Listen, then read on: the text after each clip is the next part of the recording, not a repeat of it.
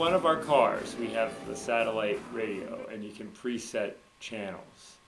And so on there, got the blues channel, the jazz channel, the hard rock channel, the sort of old FM rock channel, like kind of mid-70s, sort of all alternative, CNN, and there's another one called High Standards, which is sort of Frank Sinatra and classic singing. So that gives you some sense of my range of interests. If you ask for particular people, I would say in blues, my favorites are Muddy Waters, John Lee Hooker, Lightnin' Hopkins. In jazz, such a range of stuff. Probably the classic people, Miles Davis, John Coltrane.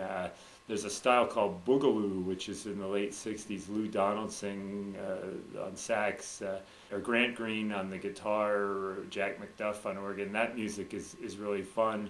In the rock vein, sort of all the old classic hard rock that I grew up with. Van Halen, Led Zeppelin, Deep Purple, Black Sabbath, Kiss, so let's see, jazz, blues, rock. The singers, I just love Sinatra, Dean Martin, Sammy Davis Jr., Julie London, Peggy Lee, more contemporary, Diana Krall. These are the things that if you came over to my house, we'd listen to. I do a lot of live music on campus. So my wife and I try to get to the jazz band performances, the choral performances, there's a symphony coming up. It's kind of hard though because there's a lot of things going on and you have to plan ahead. I went to a performance of our faculty jazz quartet at the Waterfront a few weeks ago, and it was amazing. I mean, they were just really in the groove and cooking in a little room, and you're there, and it's great jazz, and it's just really magical. So there's so much talent, not only nationally, but locally too. In town, there's a lot of interesting music, but to be honest, a lot of it happens after my bedtime. I went to a lot of great concerts because I grew up around Philadelphia, and I lived in New York for a little while.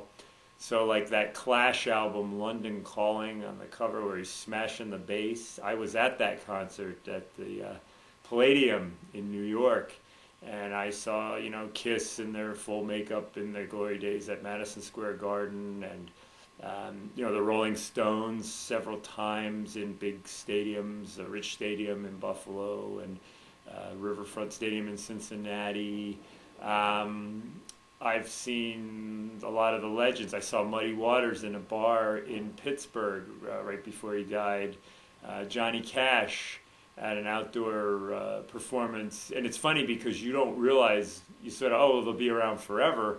But you see these people and then, wow, they died. And so I was lucky enough to see him. John Lee Hooker, saw him in a bar in State College, Pennsylvania when I was a college student.